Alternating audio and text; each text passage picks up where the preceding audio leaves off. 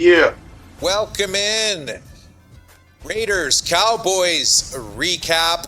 Monday Night Football. Let's get right into it. Raiders rated, Jer. Tough game to watch. Cowboys get it done. I believe they're 4-5-1 now, the Cowboys. Do they have a shot at the playoffs? Obviously, the Raiders do not. What are you thinking here? No? Cowboys, no There's chance? there's way too many teams. I was taking a look at on NFL channel this morning. There's way too many teams log jammed in there, and anything can Right. still happen. These the teams in the hunt can't win the conference or anything. But yeah, there is a log jam in there with about 4 or 5 teams that are right there. That two losses and they're out of it. So, anything can happen, but I do not think so. Not these Cowboys. They can put up 30 and 40 burgers at will. The defense got better with trades, but it's too little, too late. That tie is going to definitely kill them. Don't think there's enough I agree. time, barring a miracle win streak. Yeah. Yeah, it was an emotional victory.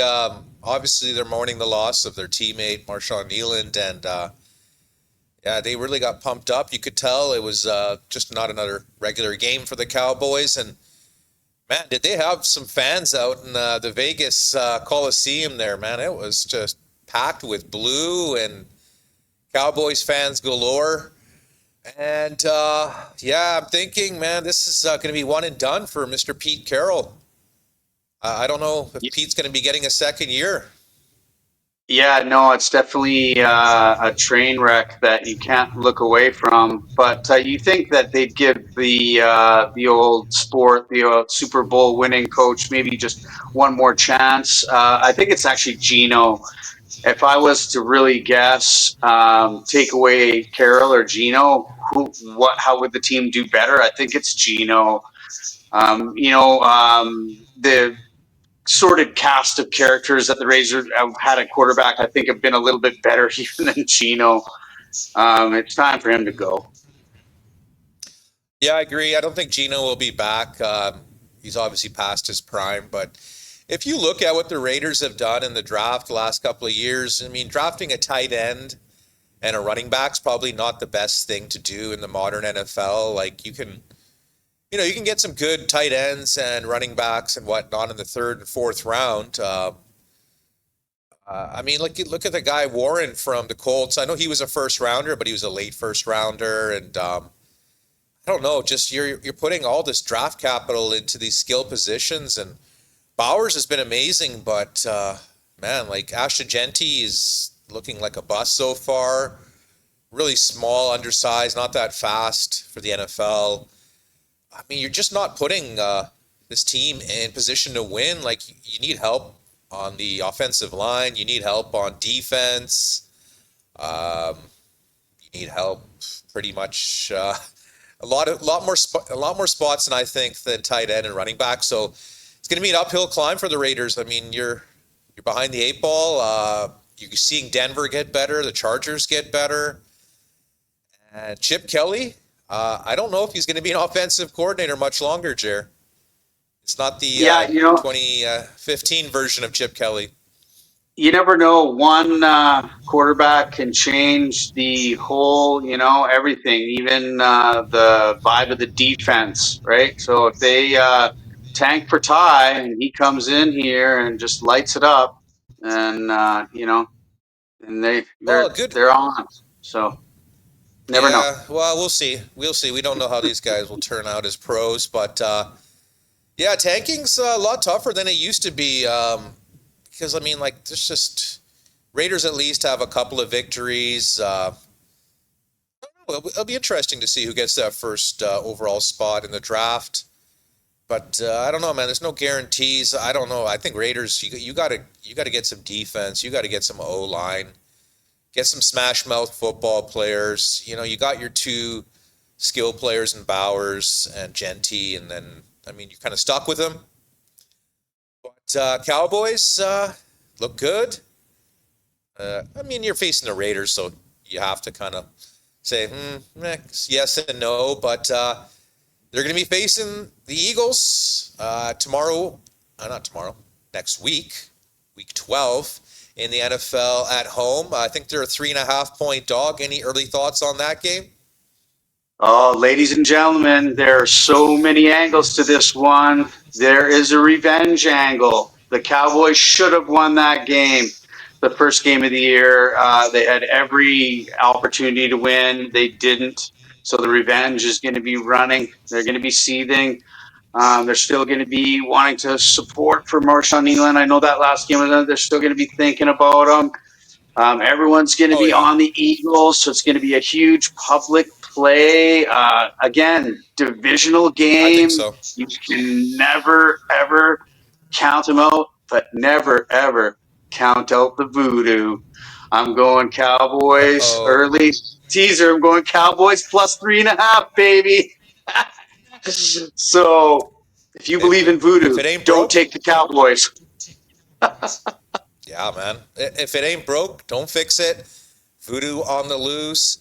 And the Raiders will be hosting, it looks like, Shedeur Sanders and the Cleveland Browns next week. Battle of the WEAK, as you like to say.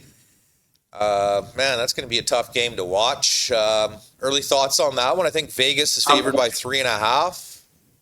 Think Shador is going. This is going to be his game. Never mind coming in from Gabriel late on this fired up Ravens defense.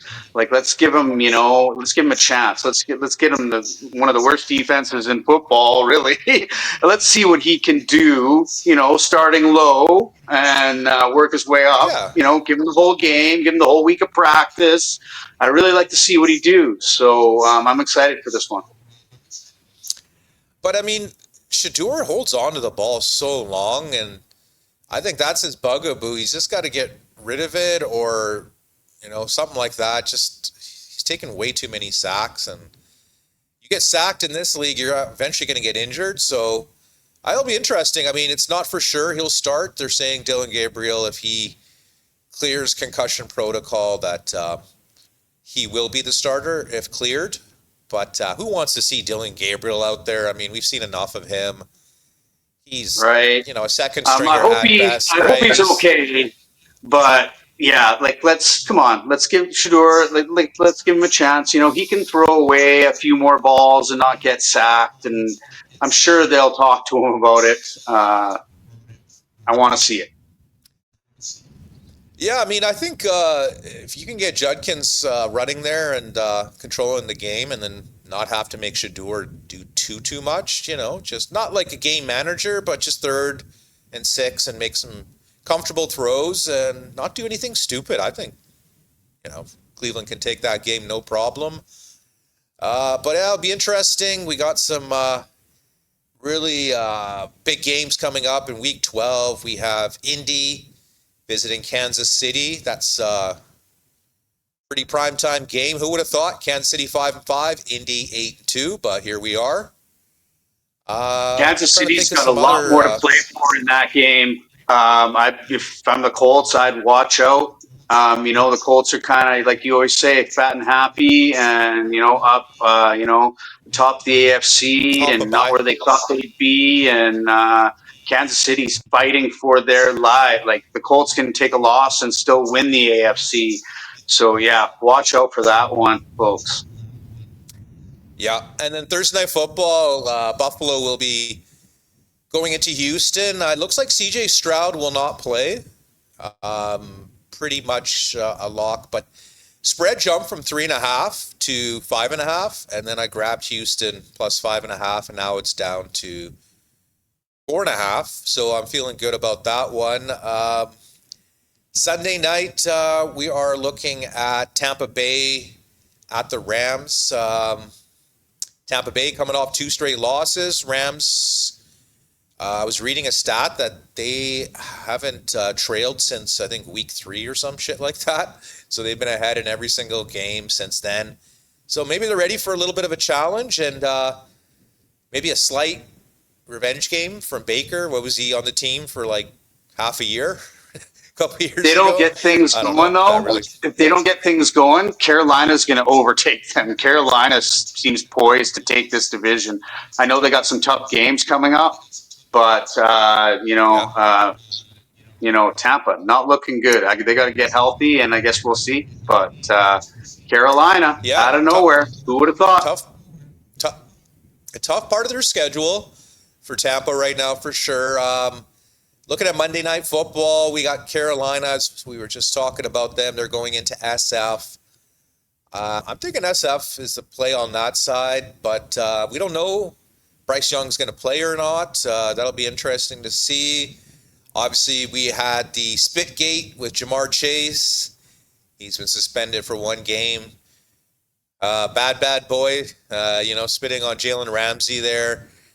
Really bad sportsmanship, but I mean, these guys are prima donnas, so I'm not that surprised. But that bumped the spread up from 7.5 to 8.5, so I think I'll probably take Cincy plus 8.5 in that game.